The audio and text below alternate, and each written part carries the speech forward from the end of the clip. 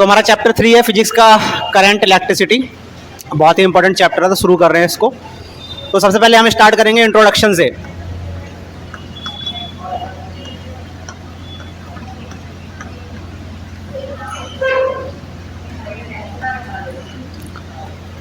Electricity जो word है उसका मतलब क्या होता है, तो हम जो अपनी आम भाषा में जानते हैं इलेक्ट्रिसिटी का मतलब वो होता है बिजली।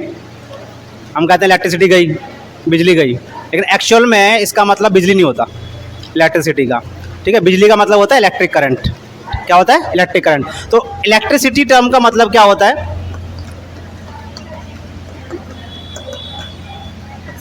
तो बेटा इलेक्ट्रिसिटी जो है वो ब्रांच है फिजिक्स की। It is a branch of physics.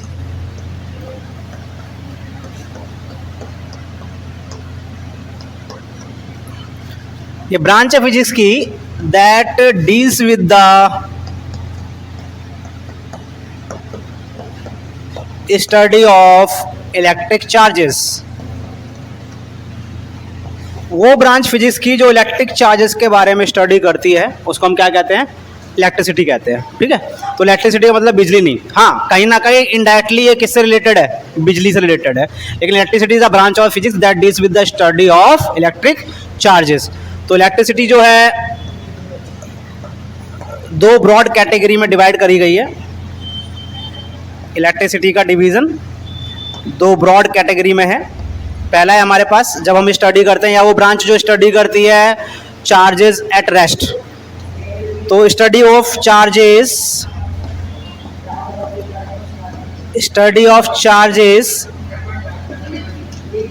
At rest. तो फिजिक्स की वो ब्रांच जो स्टडी करती है चार्जेस एट रेस्ट, यानी इलेक्ट्रिसिटी की वो ब्रांच, उसको हम कहते हैं इलेक्ट्रोस्टैटिक या स्टैटिक इलेक्ट्रिसिटी।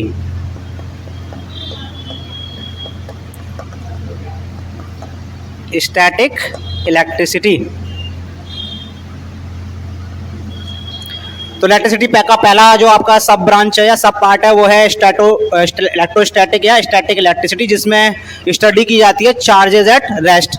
अब मान लीजिए चार्जेस मोशन में मूव कर रहे हैं तो क्या होगा? तो वो ब्रांच जो कि चार्जेस इन मोशन के बारे में स्टडी करती है उसे हम कहते हैं करंट इलेक्ट्रिसिटी। क्या कहते हैं? करंट इलेक्ट्रिसिटी, यानी study of charges in motion. तो वो ब्रांच जो स्टडी करती है चार्जेस की, जो चार्जेस मूव कर रहे हैं, that is known as current electricity.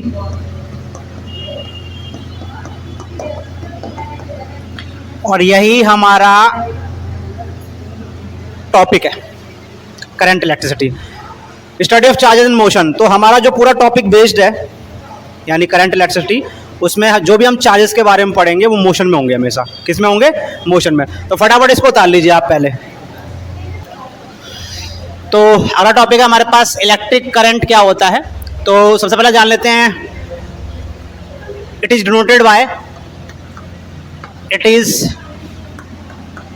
Denoted by symbol capital I. Capital I generally हम डीसी के लिए इस्तेमाल करते हैं, यानी डायरेक्ट करंट के लिए, या फिर और it can be small I that is used for AC. ठीक है, कैपिटल आई डीसी और स्मॉल आई एसी। एसी के लिए स्मॉल आई का इस्तेमाल करते हैं और डीसी के लिए कैपिटल आई का इस्तेमाल करते हैं। And the second is current is a scalar quantity. Current is a scalar physical quantity. इसका प्रूफ भी हम देखेंगे इन नेक्स्ट सेक्शन कि स्केलर क्यों है। Proof in next section. अभी नेक्स्ट सेक्शन में इसका प्रूफ बता दूंगा आपको, why it is an scalar quantity. ऐसा यूनिट जो होती है एम्पेयर। सो ऐसा यूनिट इसकी एम्पेयर है। To honour the scientist ampere. Scientist जो हैं उनको ऑनर करने के लिए, ठीक है, चलो इतना ही लिख देते हैं हम। ऐसा यूनिट इज एम्पेयर। और कूलम पर सेकंड ये भी होती है, कूलम पर सेकंड भी होती है। और 1 एम्पेयर बराबर जो होती है वो 1 कूलम पर सेकंड होता है। याद रखिएगा। एम्पेयर का शॉर्ट सिंबल जो होता है वो कैपिटल ए होता है, याद रखिएगा। एम्पेयर को अगर शॉर्ट में लिखेंगे तो कैपिटल ए, और एम्पेयर को अगर कंप्लीट में लिखेंगे तो स्मॉल ए लगाना है। कई टीचर कैपिटल ए लगाते हैं, वो गलत है। यहाँ कैपिटल ए नहीं होगा, स्मॉल ए होगा, ठीक है। और अगर शॉर्ट में लिख रहे हैं तो क्या होगा, कैपिटल ए, ठीक है।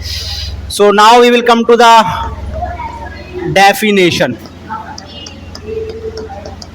तो डेफिनेशन समझने से पहले हम इसका फिजिकल इंपॉर्टेंस या फिजिकल मीनिंग समझ लेते हैं। पहले फिजिकल मीनिंग क्या होती है। सपोज कीजिए मेरे पास स्टॉप राइटिंग, लिखना बंद करिए अभी।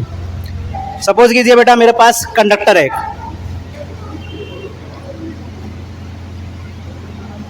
ठीक है, एक लंबा सा कंडक्टर है, we are not giving its length, और इसका एक क्रॉस सेक्शन एरिया लिया हमने।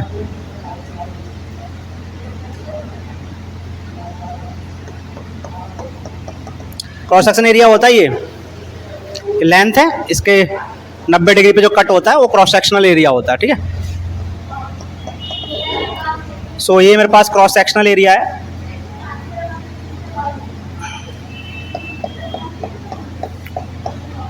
और यहां से एक चार्ज क्रॉस हो रहा है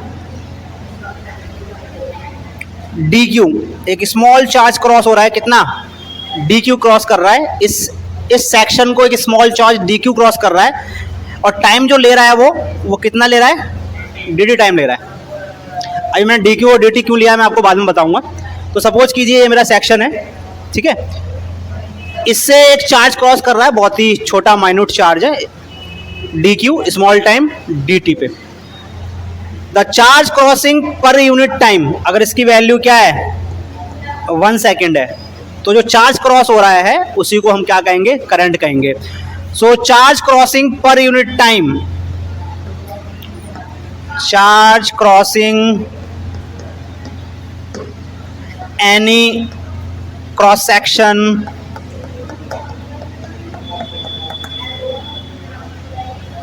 of a conductor per unit time is called electric current.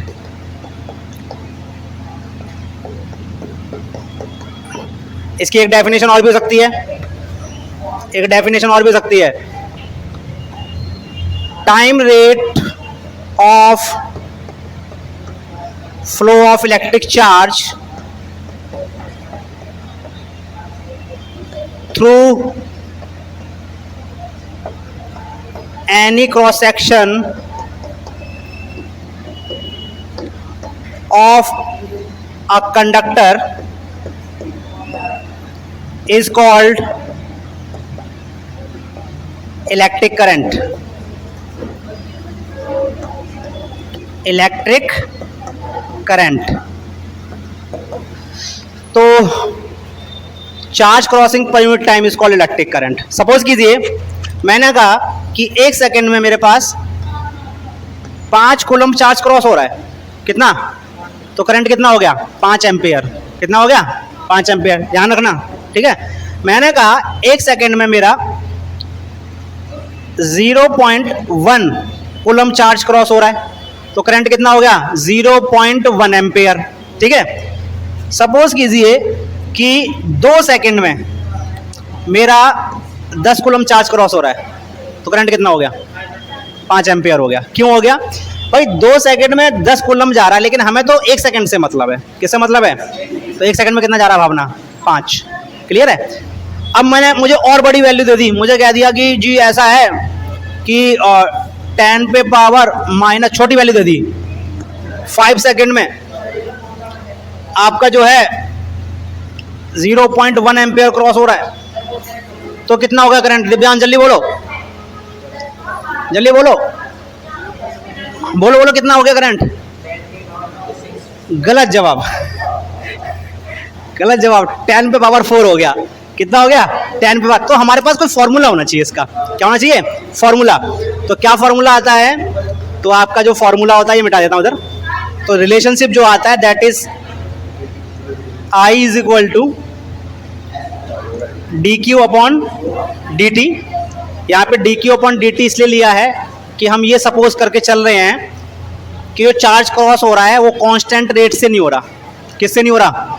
Constant rate से मतलब है कि पहली बार में 1 सेकंड में अगर 0.1 निकला तो अगली बार 0.1 नहीं निकलेगा 1 सेकंड में, बल्कि कुछ और वैल्यू निकलेगी। यानी इक्वल टाइम में सेम चार्ज क्रॉस नहीं हो रहा, इसलिए हमने dq/dt लिया है। तो इस करंट को हम क्या कहेंगे? Instantaneous current. क्या कहेंगे?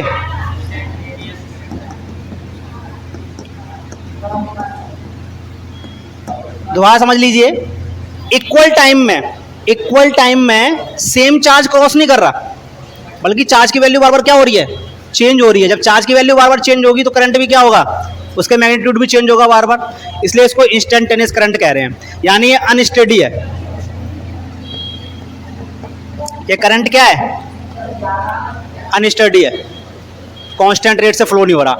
लेकिन अगर चार्ज फ्लो कांस्टेंट है, यानी हर एक सेकंड में 1 कूलम निकल रहा है, तो करंट की वैल्यू क्या रहेगी? सेम रहेगी। तो उस केस में आप ये भी फॉर्मूला लिख सकते हो,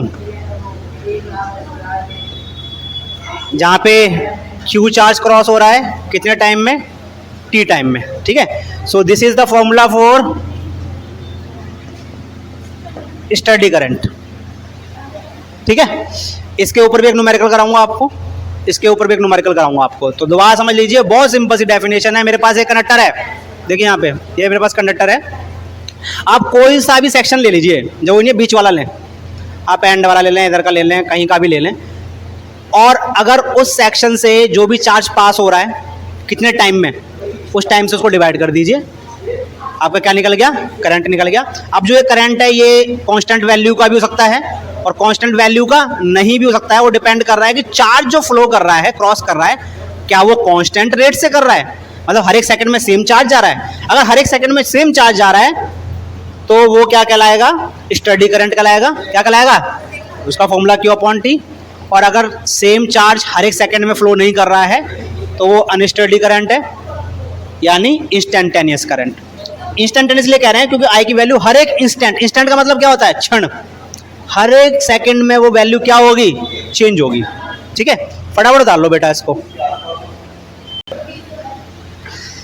Y current is a scalar quantity. तो पहली बात तो ये है, करंट जो है एक स्केलर फिजिकल क्वांटिटी होती है, और ये स्केलर एडिशन या स्केलर अलजेब्रा का इस्तेमाल होता है इसमें। यानी स्केलर अलजेब्रा का फॉलो अप होता है, वेक्टर अलजेब्रा का नहीं होता है। यानी अगर इसका एडिशन सब्ट्रैक्शन जो भी करना है वो स्केलर से होगा। किससे होगा? स्केलर से। तो देखिए हम इसको प्रूफ करके दिखा रहे हैं, बोर्ड पे देखिए। अभी मान लीजिए 3 कंडक्टर हैं जो एक पॉइंट पे कनेक्ट हो रखे हैं।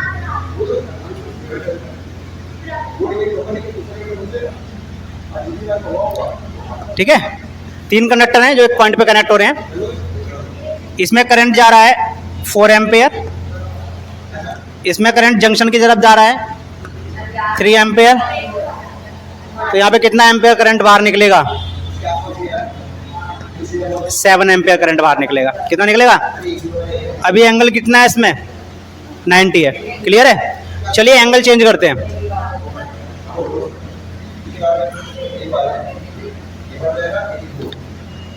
Three ampere current, 4 ampere current, और ये एंगल कितना है? 180। अभी कितना निकलेगा? 7 एम्पेयर ही निकलेगा। लेकिन अगर ये वेक्टर क्वांटिटी होती तो क्या 7 एम्पेयर निकलता?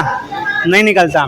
क्यों? आपको याद ही है, इसको आपको फिर रिजॉल्व करना होता। दोनों को क्या करना होता? Resolve, resolution. ये वाला इधर होगा, टूटेगा, और एक नीचे टूटेगा। ये वाला इधर टूटेगा और एक ऊपर टूटेगा। लेकिन आपने देखा, आप एंगल कुछ भी चेंज कर लो, आपका आउटपुट सेम आना है। और स्केलर जो होता है वो कभी भी डायरेक्शन पे डिपेंड नहीं होता। हमने डायरेक्शन चेंज करी, कुछ फर्क पड़ा? नहीं पड़ा ना। यानी डायरेक्शन करंट जो है डायरेक्शन इंडिपेंडेंट है। कैसा है? और जो डायरेक्शन इंडिपेंडेंट होता है वो क्या होता है? स्केलर होता है। So current is a scalar quantity. आप एक और बना लो।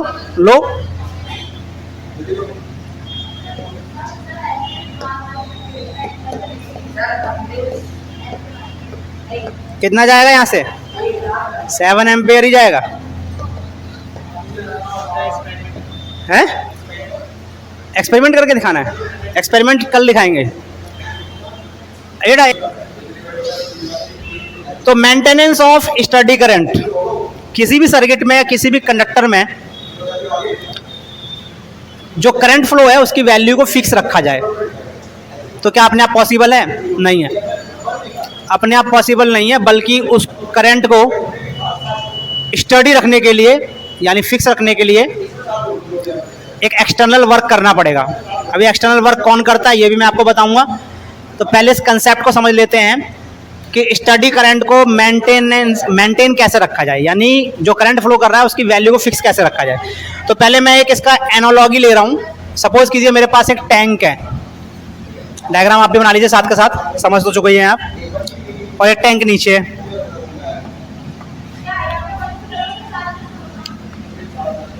ये टैंक ए है, ये टैंक बी है, और यहां से एक पाइप जा रहा है आउटलेट, और इसमें पानी गिर रहा है आपका, इसमें पानी गिर रहा है, ठीक है, और यहां से जा रहा है पानी। अभी क्या है कि जो टैंक बी है उसकी जमीन से ऊंचाई जो है कम है। मान लीजिए ये मेरी जमीन है, ग्राउंड है, और ये इसका सेंटर ऑफ मास है, तो इसकी हाइट कम है। सपोज इसकी हाइट मैंने कह दी HB, और ये इसका सेंटर ऑफ मास है पानी का, इसकी हाइट मैंने कह दी जमीन से HA। तो जो टैंक A है उसकी पोटेंशियल एनर्जी ज़्यादा है, टैंक B की पोटेंशियल एनर्जी कम है, तो जो आपका वाटर है वो हाई पोटेंशियल एनर्जी से कहाँ फ्लो करेगा? लो पोटेंशियल की तरफ। और समय के साथ क्या होगा कि ये लेवल कम होगा, सेंटर ऑफ मास नीचे आएगा इसका, यानी इस टैंक A का पोटेंशियल डिक्रीज होगा। वहीं पर टैंक B का जो लेवल है पानी का वो ऊपर जाएगा, इसका सेंटर ऑफ मास भी ऊपर जाएगा, और इसकी हाइट भी बढ़ेगी, यानी इसका पोटेंशियल बढ़ेगा। और कुछ समय बाद पूरा का पूरा कंप्लीट वाटर, जो टोटल वाटर है वो पूरा का पूरा A से कहाँ शिफ्ट हो जाएगा? B में। दूसरा, जब इसका, समझ लो बेटा पहले, दूसरा जब इसका लेवल टॉप पे था तब जो फ्लो रेट था वो तेज था, ज़्यादा था, तब पानी तेजी से गिर रहा था। पानी आपका भरा हुआ टैंक में, तो आपने देखा ना आपकी जो टोंटी होती है, टंकी होती है, जो भी आपका टैप होता है उसमें बहुत तेजी से पानी आता है, और जैसे ही आपका पानी का लेवल टैंक में कम हो जाता है छत पे रखा हुआ, तो आपका फ्लो क्या आ जाता है? डिक्रीज हो जाता है। वही यहाँ पे होगा। इसका मतलब यहाँ पे जो फ्लो रेट है वो कांस्टेंट नहीं है, यानी स्टडी नहीं है। अब मैं चाहता हूं कि इसमें जो पानी गिर रहा है वो कांस्टेंट रेट से गिरता रहे, यानी जो फ्लो रेट है वो स्टडी रहे। तो मैं क्या कर सकता हूं? तो मैं क्या करूंगा कि एक पंप लगाऊंगा। क्या लगाऊंगा? पंप, जो कि टैंक बी में से पानी को उठाएगा, उसमें प्रेशर एनर्जी को डालेगा और कहाँ ड्रॉप कर देगा? टैंक ए में, टैंक ए में डाल देगा। यानी जो ये एक्सटर्नल सोर्स है जो कि पंप था, ये क्या कर रहा है? वर्क कर रहा है। क्या कर रहा है? वर्क। और ये वर्क ये कर रहा है कि लोअर पोटेंशियल टैंक में से पानी को पिक कर रहा है और उठा के किस में डाल दे रहा है? हायर पोटेंशियल में। यानी external source is doing work in pushing water from low potential tank to high potential tank. ठीक है, और इसमें जो फ्लो जाएगा वो सेम होगा जो यहाँ से फ्लो नीचे आ रहा है। यानी जितनी तेजी से पानी इसमें आ रहा है, मास फ्लो रेट, उतनी तेजी से पानी इसमें गिर रहा है। तो आपका फ्लो क्या रहेगा? स्टडी रहेगा। क्या रहेगा? Study and continuous. इसी तरह से हम करंट की बात करते हैं। तो देखिए मेरे पास दो कंडक्टर हैं, ये दो कंडक्टर हैं मेरे पास, एक हाई पोटेंशियल पे मान लीजिए प्लस और एक लो पोटेंशियल पे। ये हाई पोटेंशियल पे और ये लो पोटेंशियल पे है। किस पे है? Low potential. इसको मैंने वायर से कनेक्ट कर दिया। किससे कनेक्ट कर दिया? जैसे वायर से कनेक्ट करूंगा जो पॉजिटिव चार्ज है वो कहां से कहां फ्लो करने लगेगा, प्लस से माइनस। प्लस चार्ज जो है माइनस की तरफ जाएगा, प्लस से माइनस जाएगा। ये कंडक्टर है दोनों मेरे। जैसे जैसे प्लस चार्ज प्लस यानी हाई पोटेंशियल से लो पोटेंशियल की तरफ जाएगा, इसका पोटेंशियल जो है बढ़ने लगेगा। क्या होने लगेगा, इंक्रीज होने लगेगा।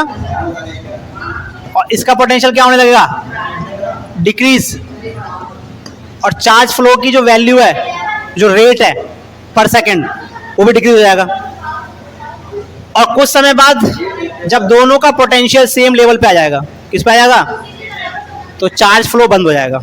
चार्ज फ्लो क्या आ जाएगा, यानी जो अभी केस है वो क्या है, अनस्टडी है। कैसा है, अनस्टडी केस है। यानी इस केस में जो करंट की वैल्यू है वो भी क्या होती रहेगी, डिक्रीज होती रहेगी। क्या होती रहेगी। लेकिन मैं चाहता हूं करंट जो फ्लो कर रहा है, या फिर हम ये भी कह सकते हैं कि जो पॉजिटिव चार्ज फ्लो कर रहा है वो कांस्टेंट रेट से फ्लो करता रहे। कैसे फ्लो करता रहे, तो किस तरह से कांस्टेंट रेट से फ्लो कर सकता है। तो देखो यहां पे जिस तरह से हम सेंटर ऑफ मास को फिक्स रख रहे थे, कैसे, पुशिंग करके, इसी तरह से अगर हम इनके पोटेंशियल डिफरेंस को या इनका जो पार्टिकुलर पोटेंशियल है उसको भी फिक्स रखें। क्या रखें, तो आपका जो चार्ज फ्लो है वो भी कांस्टेंट रेट से रहेगा। किस रहेगा, दोबारा समझ लीजिए। अगर मैं इनके पोटेंशियल को सेम वैल्यू का रखूं, मतलब जो पहले इसकी वैल्यू थी वो भी फिक्स रखूं, इसकी वैल्यू फिक्स रखूं, या हम ये कह सकते हैं इनके पोटेंशियल डिफरेंस को फिक्स रखूं, यानी ये हमेशा हाई पोटेंशियल पे रहे और ये हमेशा किस पे रहे, लो पोटेंशियल पे, तो ये चार्ज फ्लो आपका कांस्टेंट रेट से होता रहेगा और आपका करंट भी क्या रहेगा, सेम वैल्यू का रहेगा।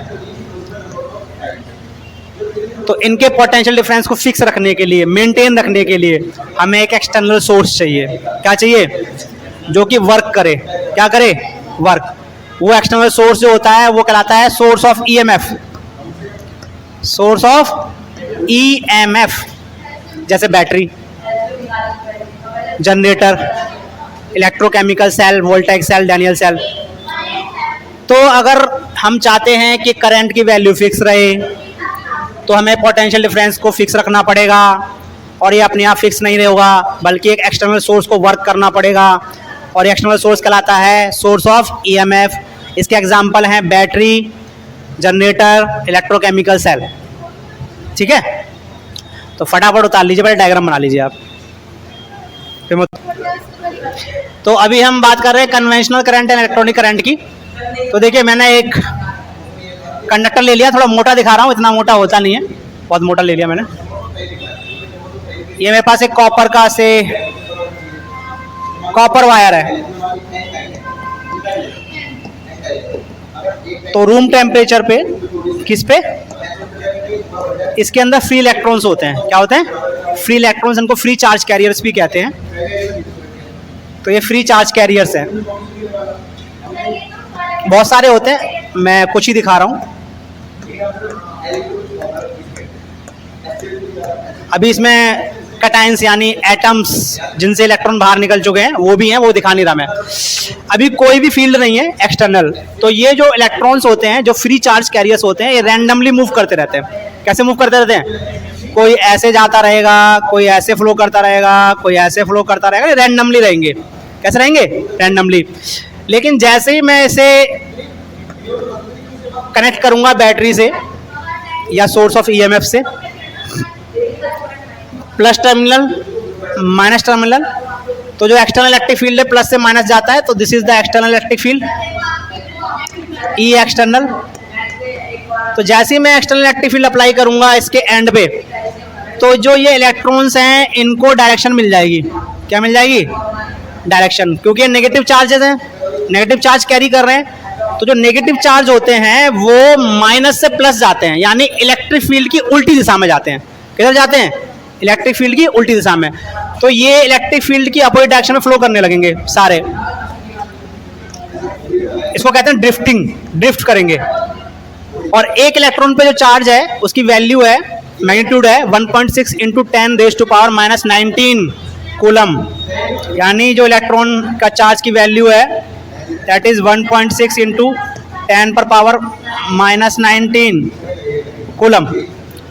तो जो इलेक्ट्रॉन है ये ड्रिफ्ट करेंगे, किधर ड्रिफ्ट करेंगे? इलेक्ट्रिक फील्ड की उल्टी डायरेक्शन में, और इसकी वजह से क्या बनेगा? आपका करंट बनेगा। क्या बनेगा? जो इलेक्ट्रॉन फ्लो कर रहे हैं, जो नेगेटिव चार्ज फ्लो कर रहा है, इसके कारण इसके फ्लो को हम कहते हैं इलेक्ट्रॉनिक करंट। क्या कहते हैं? तो इलेक्ट्रॉनिक करंट की डायरेक्शन किधर है? इधर है। इलेक्ट्रॉनिक करंट यानी इलेक्ट्रॉन के फ्लो की डायरेक्शन, नेगेटिव चार्ज के फ्लो की डायरेक्शन, इलेक्ट्रॉन के फ्लो की डायरेक्शन किधर है? इलेक्ट्रिक फील्ड के उल्टी दिशा में, यानी माइनस से प्लस है। इसको कहते हैं हम क्या? Electronic current, IE। और जो आपका मेन करंट होता है, जिसे हम कहते हैं कन्वेंशनल करंट, वो इलेक्ट्रॉनिक करंट से अपोजिट होता है, यानी प्लस से minus. This is the main current और कन्वेंशनल करंट।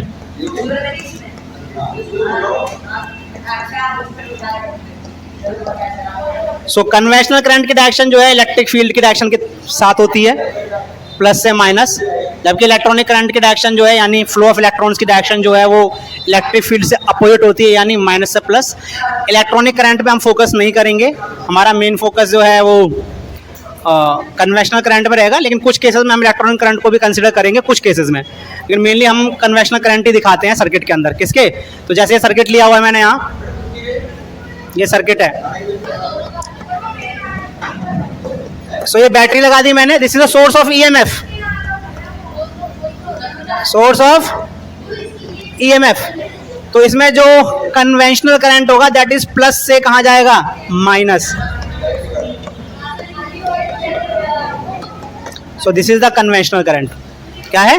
Conventional current. जितना ज्यादा पोटेंशियल डिफरेंस होगा, जितना ज्यादा पोटेंशियल डिफरेंस होगा, उतनी बड़ी I की वैल्यू होगी किसी पार्टिकुलर सर्किट के लिए।